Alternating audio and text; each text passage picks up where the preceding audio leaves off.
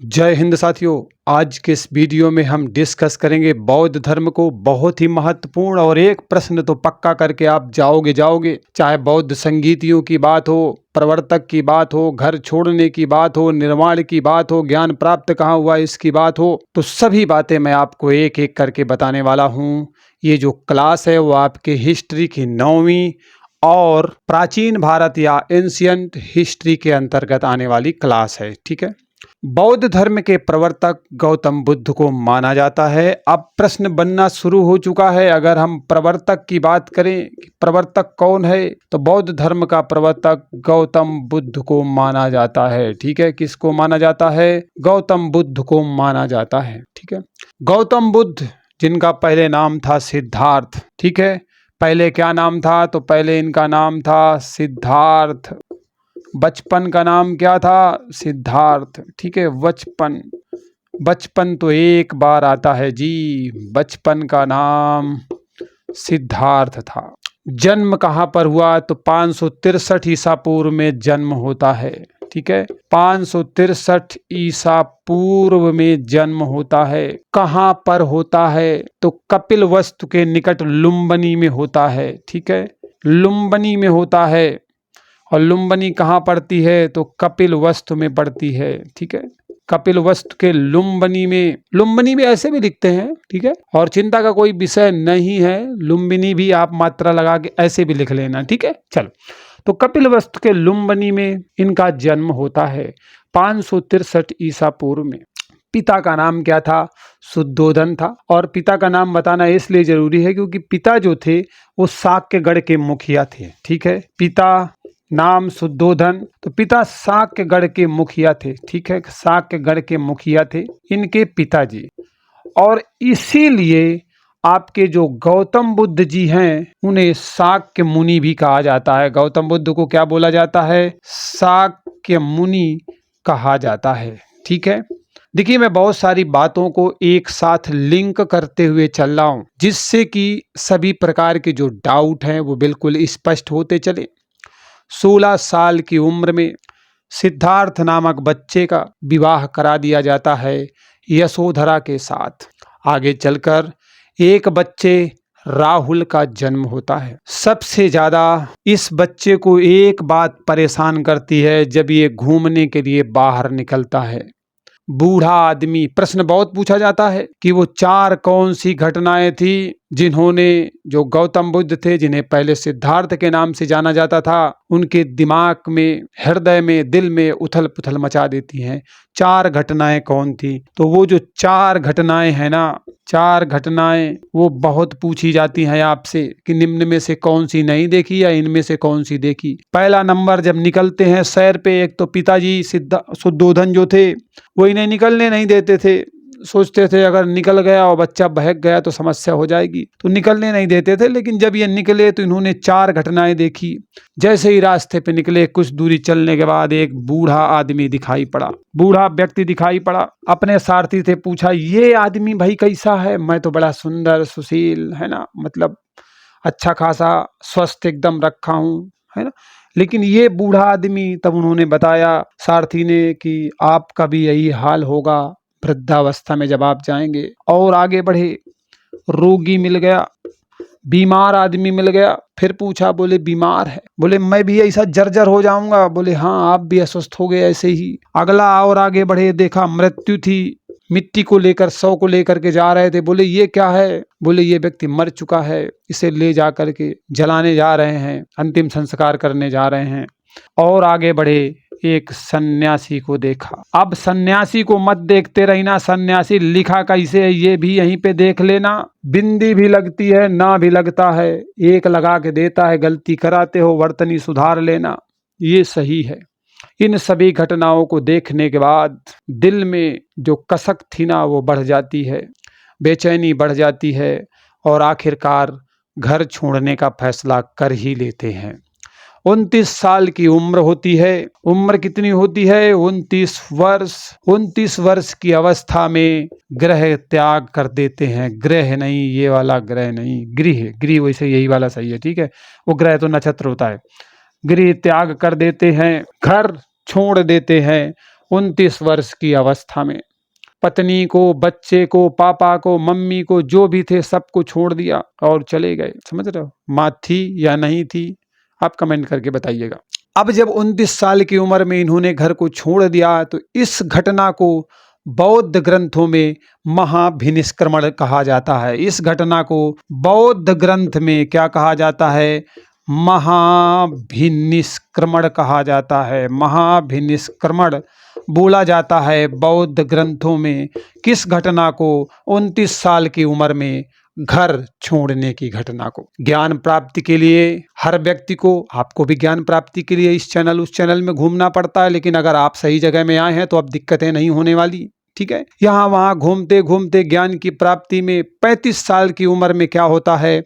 गया में पीपल वृक्ष के नीचे इनको ज्ञान की प्राप्ति होती है। ठीक है, तो और आगे बढ़ें उससे अच्छा है कि पहले इसे साफ कर लें और उसके बाद हम आगे कंटिन्यू करें। देखिए, इस तरीके के वीडियो चाहिए तो चैनल को सब्सक्राइब जरूर करें और बेल आइकन प्रेस करिएगा, जिससे कि आगे आने वाले वीडियो के जो नोटिफिकेशन है ना, वो आपके पास फटाफट पहुंचते रहें। तो 35 वर्ष की उम्र में क्या घटना घटती है? 29 वर्ष की उम्र में इन्होंने क्या किया था? घर छोड़ दिया था। 35 वर्ष की उम्र में ये गया में थे और एक पीपल के नीचे बैठे हुए थे। ये पीपल वृक्ष के नीचे गया नामक स्थान पर इन्हें क्या होता है? ज्ञान की प्राप्ति होती है। किसकी प्राप्ति होती है? ज्ञान की प्राप्ति होती है। और ज्ञान प्राप्ति के बाद जो सिद्धार्थ थे, हाँ वो क्या थे? सिद्धार्थ थे। वो बुद्ध के नाम से जाने गए। किसके नाम से जाने गए? बुद्ध के नाम से जाने गए। देखिए, मैं एक घटनाओं को दूसरी के साथ लिंक कर रहा हूं ताकि आपके माइंड में श्रिंक होकर के बैठ जाएं और जब पेपर में प्रश्न मिले ना तो आप भी पिंक पिंक हो जाएं। समझ रहे हैं?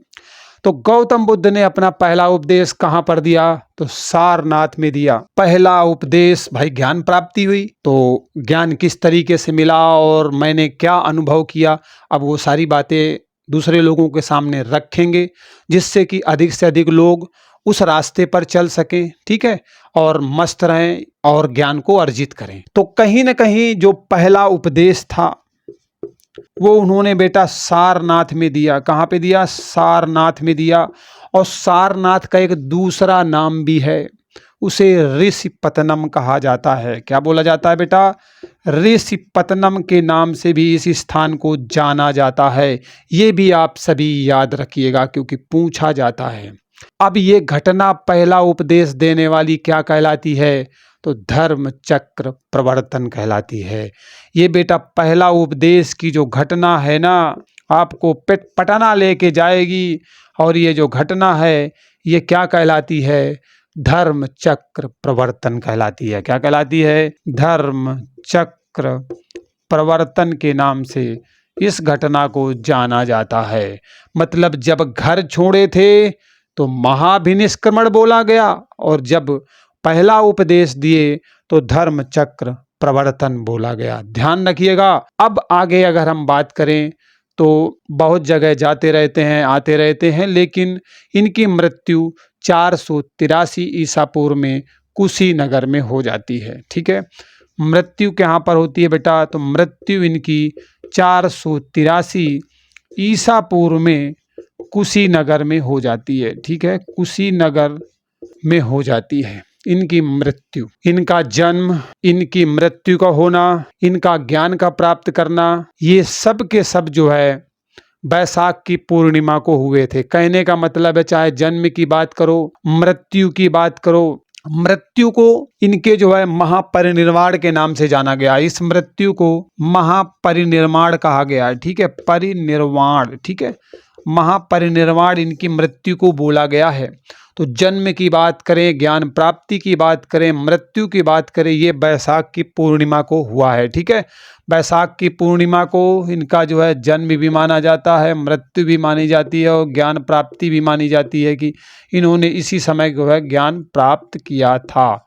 कब? वैशाख की पूर्णिमा को। ठीक है, वैशाख, वैशाखा से खरगोश है यार, वैशाख पूर्णिमा, इसलिए जो है बौद्धों के लिए वैशाख पूर्णिमा बड़ी महत्वपूर्ण होती है। यहाँ तक तो शायद कोई दिक्कत नहीं हुई होगी। अब इनके जीवन के बारे में और कुछ भी जानते हैं कि इनके द्वारा कौन कौन से प्रतीक निर्धारित किए गए, चाहे जन्म की बात हो, है ना, चाहे मृत्यु की बात हो, घर छोड़ने की बात हो, उपदेश देने की बात हो, जिन भी विषयों की बात है तो उसके लिए कौन कौन से प्रतीक निर्धारित किए गए हैं। ठीक है, तो चलिए जन्म की बात कर देते हैं, मतलब प्रतीक की बात करते हैं कि कौन कौन से प्रतीक जो है बुद्ध के जीवन से संबंधित हैं। ठीक है, बुद्ध के जीवन से कौन कौन से प्रतीक संबंधित हैं जो आपसे पूछा जाता है। कमल एवं साढ़ किसका प्रतीक है, तो देखते रह जाते हो, जन्म का प्रतीक है। मतलब इनके जन्म का प्रतीक क्या माना गया है, कमल को भी माना गया है और साढ़ को भी माना गया है। ठीक है, दोनों को माना गया है, कमल एवं साढ़ को जन्म का प्रतीक बुद्ध के माना गया है। जब घर छोड़े थे मतलब गृह त्याग किए थे, जिसे महाभिनिष्क्रमण कहा जाता है, तो किसमें बैठ के गए थे, घोड़े में बैठ के गए थे। तो इसका प्रतीक जो है क्या है बेटा, घोड़ा है। घोड़ा में बैठ के टक टक टक करते हुए जंगल चले गए थे। ज्ञान का प्रतीक क्या है भाई, इनको ज्ञान प्राप्त हुई थी ना, ज्ञान का प्रतीक क्या है, ज्ञान कहाँ पे हुआ था, बोधि वृक्ष के नीचे ज्ञान प्राप्त हुआ था। ठीक है, बोधि वृक्ष के नीचे इनको ज्ञान की प्राप्ति हुई थी, पीपल वृक्ष के नीचे ज्ञान की प्राप्ति हुई थी, इसलिए इसका प्रतीक जो है बोधि वृक्ष को ही माना गया है। ये देखो मुख्य थे जो आपसे मोस्टली परीक्षा में पूछे जाते हैं, वो मैंने आपके सामने रख दिया। अब आगे अगर हम बौद्ध धर्म के त्रिरत्न की बात करें, ठीक है, बौद्ध धर्म देखो चल ही रहा है, अब हम सीधे सीधे त्रिरत्न में चलेंगे कि बौद्ध धर्म के त्रिरत्न क्या है, तीन रत्न कौन कौन से हैं। तो एक तो बुद्ध है, क्या है, पहला बुद्ध है, दूसरा धम्म है, ठीक है, दूसरा कौन सा है, धम्म है, और तीसरा है बच्चों संघ, क्या है, संघ है। ठीक है, तो ये आपके बुद्ध हो गया, धम्म हो गया, संघ हो गया। अब आपसे प्रश्न क्या बनेगा, पूछेगा कि निम्न में से बौद्ध धर्म के त्रिरत्न में से निम्न में से कौन एक नहीं है। तो तीन तो यही रहेंगे, चौथा वाला कोई नया दे देगा। अब आपको अगर पता होगा तो ठीक है, अगर आप भी नए नए होंगे तो फिर तो नया क्या, प्रश्न ही गया, समझ रहे हो। और गया गया तो समझ सकते हो ना, ज्ञान प्राप्ति हुई थी, तो बस मामला बिगड़ जाएगा भाई। तो बौद्ध शिक्षाओं के प्रसार के लिए संघ की स्थापना की जाती है और ये स्थापना गौतम बुद्ध जी करते हैं। और इसमें प्रवेश पाने के लिए 15 वर्ष की आयु जो है होना चाहिए, साथ ही साथ मम्मी पापा की परमिशन होना चाहिए। वे नहीं कि बच्चा घर से भाग आया है तो फिर वो भर्ती नहीं करेंगे, उसके माता पिता को बुलाते थे, जब वो कहते थे कि ठीक है शामिल कर लो, तब ऐसा होता था। घर छोड़ने की घटना क्या कहलाती है, तो महाभिनिष्क्रमण मैंने दो बार बताया, अब तो मैंने तीसरी बार भी बता दिया। ज्ञान प्राप्त होने की घटना संबोधि कहलाती है। एक बात और ध्यान रखिएगा, ज्ञान प्राप्ति की जो घटना है, हाँ मैं इसे यहाँ पर ऐड कर देता हूँ, ज्ञान प्राप्ति की घटना को क्या बोला जाता है, घटना को संबोधि बोला जाता है। ठीक है, संबोधि बहुत बार पूछा गया है कंफ्यूज करने के लिए, इसलिए कंफ्यूज होना मना है। ठीक है, और पहला उपदेश दिए थे तो धर्म चक्र परिवर्तन हो गया था। मृत्यु की घटना महापरिनिर्वाण कहलाती है। बौद्ध धर्म में आपको 4 संगीतियां देखने को मिलती हैं। अब आप सोचेंगे सर चारों संगीतियों के बारे में बता दो, तो बेटा मैं बताऊं, सच में मैंने बौद्ध संगीतियों पर ऑलरेडी एक सेपरेट वीडियो बना रखा है, तो आप उसे देख लेना, अच्छा रहेगा, क्योंकि जल्दी से समझ में भी आ जाएगा। ठीक है, यहाँ पर समय मैं बर्बाद करूँ अच्छा नहीं लगेगा, क्योंकि भैया सबका समय कीमती है। वहाँ वीडियो बना सिर्फ आपकी जो है चारों के चारों बौद्ध संगीतियाँ हैं, और 3-4 मिनट में मैंने जो है कहानी खत्म कर दी है। ठीक है, चलो यहाँ पे सारी चीजें लिखनी पड़ेंगी ना, तो थोड़ा सा समय लग जाएगा, इसलिए कह रहा हूँ। बौद्ध धर्म के पिटक साहित्य के अंतर्गत सुत्त पिटक, विनय पिटक और अभिधम्म पिटक आते हैं। मतलब बौद्ध धर्म में अगर हम पिटक की बात करेंगे तो बौद्ध धर्म में आपको 3 पिटक देखने को मिलेंगे। ठीक है, बौद्ध धर्म में आपको 3 पिटक मिलेंगे। एक आपका नाम क्या है, सुत्त पिटक, सुत्त पिटक, ये आपका पहला नंबर वाला हो गया। दूसरा अभिधम्म पिटक हो गया। ठीक है, अभिधम्म हो गया, अभिधम्म पिटक। और तीसरे नंबर वाला आपका हो जाएगा विनय पिटक। क्या हो जाएगा, विनय पिटक। ठीक है, 3 प्रकार के पिटक जो है आपके हैं बौद्ध धर्म में। तो अब पूछ लेगा निम्न में से कौन सा पिटक नहीं है। सुत्त पिटक देगा, विनय पिटक देगा, अभिधम्म पिटक देगा, और एक दे देगा मध्य पिटक। अब आप कहोगे ये तो होगा अभिधम्म वाला नहीं होगा, तो पढ़ना तो पड़ेगा भैया, तभी तो सही आंसर कर पाओगे। अब बौद्ध धर्म से संबंधित कुछ महत्वपूर्ण प्रश्न जो परीक्षा में अक्सर पूछे जाते हैं वो मैं आपके सामने रख देता हूं, क्योंकि भैया ना जो मैंने अभी कहानी बताई है प्रश्न वहां से भी बहुत बनते हैं। आप देख रहे हो, अगर कंटिन्यू आप परीक्षा से गुजर रहे हो ना, गुजरने का मतलब समझ रहे हो ना, दे रहे हो, तो इन प्रश्नों का सामना और आमना दोनों आपसे हुए होंगे और इन प्रश्नों से आप अच्छे से रूबरू भी होंगे। ठीक है, तो चलिए कुछ महत्वपूर्ण तथ्य और देख लेते हैं, तथ्य जान लेते हैं। मोस्ट इम्पॉर्टेंट, ठीक है, मोस्ट इम्पॉर्टेंट जो है IMP ले लो यार। ठीक है, मोस्ट इम्पॉर्टेंट तथ्य पर हम बात कर लेते हैं। ठीक है, प्रश्न पूछा जाता है कि गौतम बुद्ध का अंतिम वर्षा काल कहां पर बीतता है। देखो बुद्ध की बात हो रही है, चलो मैं लिख देता हूं यार, गौतम बुद्ध। ठीक है, गौतम बुद्ध का जो है बेटा अंतिम वर्षा काल कहां गुजरता है, तो इनका जो अंतिम वर्षा काल है वो कहां गुजरता है। वैशाली जानते हो ना, वैशाली, वैशाली में गुजरता है। कहां पर गुजरता है, वैशाली में। ठीक है, बहुत बार पूछा गया है, दिमाग में बिल्कुल बिठा के रख लेना। सर्वाधिक उपदेश कहां पे दिए, बहुत पूछा गया है। इन्होंने सर्वाधिक उपदेश कहां पे दिए हैं, तो सर्वाधिक उपदेश गौतम बुद्ध के द्वारा दिए गए हैं कौशल की राजधानी श्रावस्ती में। कौशल की राजधानी है और उसका नाम है श्रावस्ती। ठीक है, श्रावस्ती में बहुत सारे उपदेश दिए गए हैं, सबसे ज्यादा। अजंता के बारे में थोड़ा सा बता दो सर जी। तो अजंता में बेटा गुफा नंबर 26 है ना, उसमें बुद्ध के महापरिनिर्वाण को दिखाया गया है। ठीक है, तो अजंता की जो गुफा नंबर 26 है, गुफा नंबर 26, इसमें बुद्ध के महापरिनिर्वाण को दिखाया गया है। ठीक है, अरे सही से बन जा भाई, महापरिनिर्वाण। ठीक है, महापरिनिर्वाण को जो है अच्छी तरीके से दिखाया गया है, चित्रों के माध्यम से किस तरीके से मृत्यु हुई है इसको दिखाने का प्रयास किया गया है अजंता की गुफा नंबर 26 में। तो आपसे पूछेगा निम्न में से अजंता की किस गुफा में या किस गुफा संख्या में बुद्ध के महापरिनिर्वाण को दर्शाया गया है, दिखाया गया है। तो पता होगा तो होगा, नहीं तो सब कुछ होगा। संघ जो बनाया गया था बौद्ध धर्म के प्रचार प्रसार के लिए, उसमें अगर कोई व्यक्ति प्रवेश कर रहा है तो उसे क्या कहा जाता था, तो उपसंपदा कहा जाता था। ठीक है, मतलब जो संघ बनाया था गौतम बुद्ध जी ने, तो संघ में प्रवेश होने को क्या कहा जाता था, उपसंपदा कहा जाता था। ठीक है, क्या बोलते थे, उपसंपदा बोला जाता था। जब कोई व्यक्ति जो है प्रवेश होने के लिए आता था, न्यूनतम उम्र 15 वर्ष थी, जैसा मैंने बताया, मम्मी पापा की जो है परमिशन का होना बहुत जरूरी था।